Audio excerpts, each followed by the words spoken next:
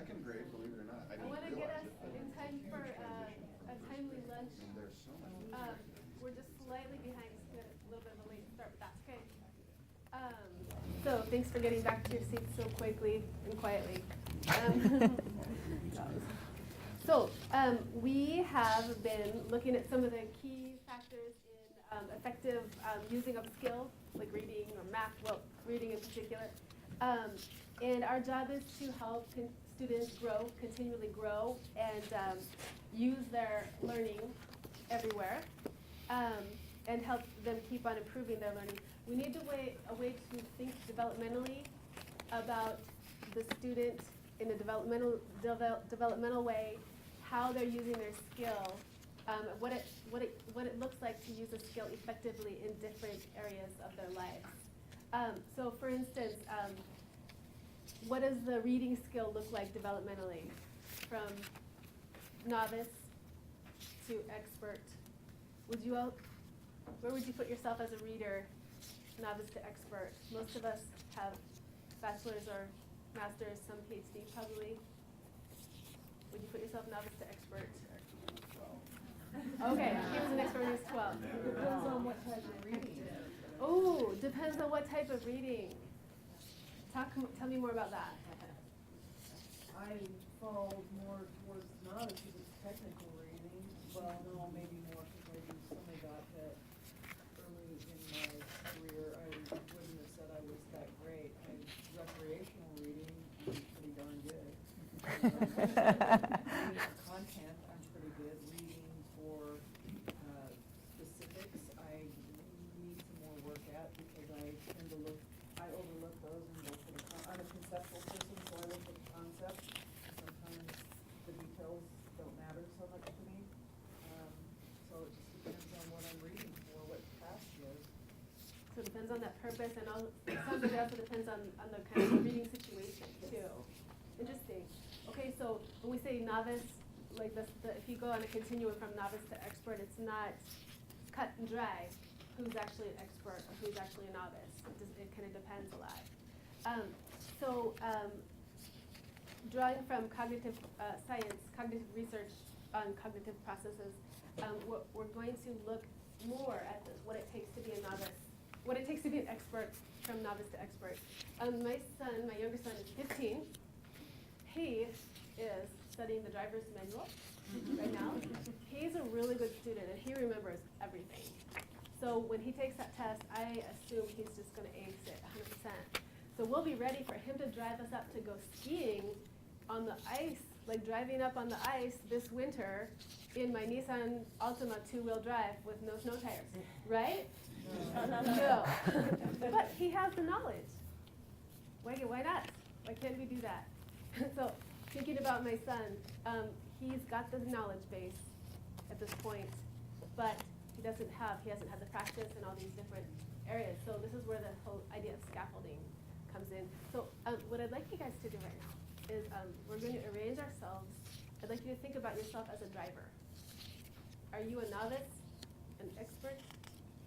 Expert. What does it take to be an expert? I don't know. I'd like you guys to come and arrange yourselves. So we're going to go novice drivers here, all the way, expert drivers over here, and make a line. You got to adjust yourselves as to what you think a novice and an expert is, or intermediate, okay? All right. Drivers of cars. Drivers of cars. Drivers of cars, not reading. No. No.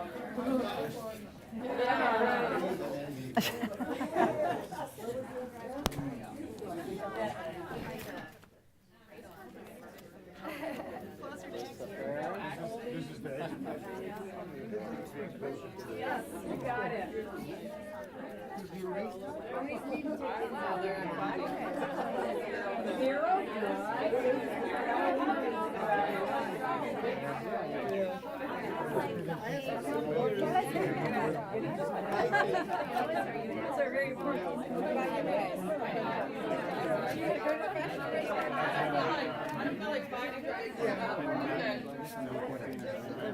I think all of the manuals.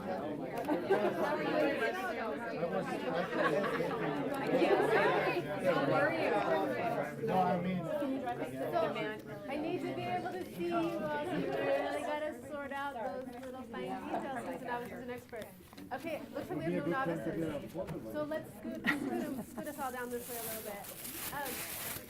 Double check with your neighbor to make sure you're in the right spot. Let's see, Everybody over here. Pretty good driver. All right.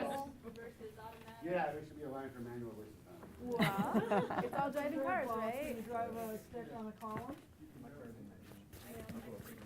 How about with an overdrive? Yes, I'm driving you while Oh, I can change my oil. I should come down with you. Okay. Are we pretty good? I still want to be able to see everybody. We actually need to be able to see everybody, so do a little fine tuning so it's just one line facing this way.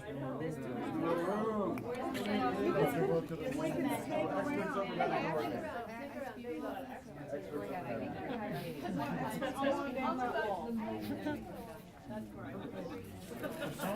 Okay. There's kind of a line for parallel.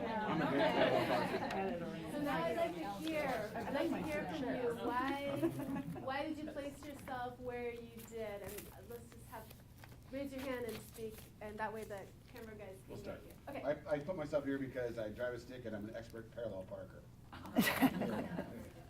I put myself here and I think about this a lot, how automatic it is, no pun, that I just get in the car and like I can just do it and how different it is from when I was learning. Like now it's just automatic, I can get anywhere, it's okay in the right rain, in the dark like it was on the way here. And I was like, man, it's a good thing I know what I'm doing.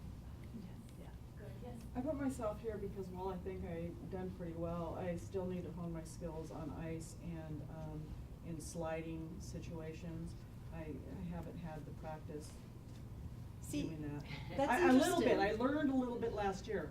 I got to learn how to drive in snow and do the slides and then be able to pull out of them, but I think that I would need a couple more years to be able to do that, say I'm an expert. It's interesting she's there and I'm here because I'm really good in snow. I just moved from Colorado. See, we were all. But I also used to drive in New York City very easily, but I can't parallel park to save my life. So, I mean. So how'd you live in the city without parking? Well, you just know, you just do it. I was gonna say not together, because I'm from Alaska, so I've driven in just about every road condition and I can drive a stick, so.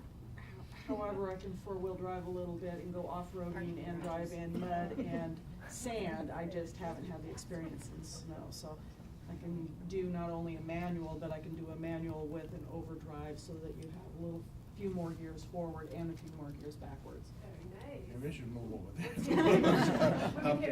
I put myself over here because there was an extended period where I didn't drive, so now every time I'm behind the wheel, I'm like, okay, where's the blinker, where's this? All right, now which way do I go, because I'm back in Oregon New, so I never really know where I'm going, and so yeah, so everything's I'm driving stupid. I put myself on this end. Maybe 10, 15 years ago, I would have been further down towards the experts, but as you get older, you get a little bit more paranoid, and I'm new to Oregon from California, so I'm not real comfortable in snow, ice, and heavy rain. I put myself up here because I wouldn't fit in the middle. She self-placed into a high level. I can drive a manual not very well, and I learned to drive in LA, so there's something, but. I liked what she said about automaticity, you know, that you don't, that it's so fully ingrained that you're not consciously thinking about what you're doing, you're just doing it. Like the flow, yeah. So, yes. I believe I've kind of reverted in my age. I was from the LA area. I used to think, traffic in and out, going fast, in the pouring rain, and now I get all paranoid if there's traffic or in the dark, my eyesight's going, heavy rain, I certainly don't want to get out there if there's snow unless I've got, borrow the four-wheel drive, so. So it sounds like did all of you pass the driving test? I just had to take it again, yeah. Okay. And I was thinking, I didn't put myself down over there because I was thinking race car driver. Like I did the slot car racing once. I was really good. I didn't have the accent, but, you know, I was thinking race car, Mario Andretti. Getaway It's driver. only on an oval one. Okay. It's totally Yes, different. Rebecca. I put myself in the middle because I would have put myself over there, but following 2 accidents and 3 speeding tickets, I thought. I'm a humble pie. Judging myself and where and how and what I drive, I'm confident there, but I did a relative thing here. People on that side do well parallel parking, so I figured I don't belong with them. I'm a little more. So there you go. Very interesting. So look how we're defining novice to expert. It really changes according to the situation you're in. We've all got the knowledge base, but for the basic driving, but we might not have the knowledge base for driving in snow or driving, what do you drive? Can anybody drive like a semi? Semi? Okay, a semi, what? Okay, please. These are new things that you know about you. I consider myself a pretty expert driver. I used to be in a theater company. We drove 100,000 miles a year. So every condition, and I think my prime feature as a good driver is I never panic, ever, and I can parallel park. On the other hand, I'm kind of an inattentive driver, and particularly the earlier in the day you get me. That's why I take the train to work, because I don't trust myself on the highway early in the day. So, you know, like you say, the criteria is gonna be different for everyone, and they could actually almost kill a guy with a semi, which is really embarrassing, but they wanted me to back into a garage, and I'd never done it before, and so he was hanging off the mirror on this side, and giving me directions, and I kept getting closer and closer and closer to the wall, and he's like, stop, stop, stop, stop, and finally, I stopped, and but I would have, you know, squished him. You probably should turn that off while she's talking. I think the statute of limitations is run out on that. How many have driven on the other side of the road? Legally? Yeah, with a stick shift? Yeah, yeah. It's fun, isn't Oh. it? How many have trained? Oh my God. Yeah. Oh, yeah. You guys have a lot to share. You can keep on talking driving stories. I have a lot myself, during our lunch time. But, think about how this applies to our learners for their various skills, the reading, the math, the listen, speak, the writing, cultural knowledge, all kinds of things that our learners are experiencing. So, and again, it really depends. We can't just say you're a beginner, you're advanced. It's that people have all these different abilities that they already bring with them, and areas where they don't feel so confident. And some of it is feeling, not just the lack of knowledge. Some people might have the knowledge, but that confidence is there. So we're talking range where you can use the skill, the independence that you can do it without help, the fluency, the feeling that you got this. You know, this is like not a problem. You don't have to think about it, whereas somebody over here, you were saying you really have to think, right? You really have to think about it. So that would be not as fluent, very fluent, but then if you're driving on the other side of the road, that might feel better than you would not be fluent in that area perhaps. So, good. We're gonna come sit back down and do a little more application to our learners, and then have some lunch, but don't think about your stomach right yet. Make